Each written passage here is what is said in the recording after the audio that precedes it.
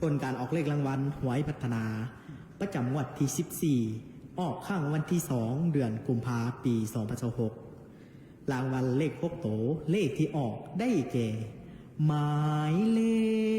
ข 087 เลข5ตัวได้แก่หมายเลข 87085 87085 เลข4ตัวได้แก่หมายเลข 7085 7085 เลข3ตัวได้แก่หมายเลข 085 085 เลข2ตัวได้แก่หมายเลข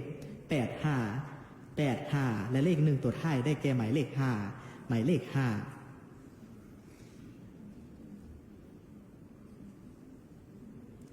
ผลการออกเลขรางวัลหวยเลข6ตัวก็ได้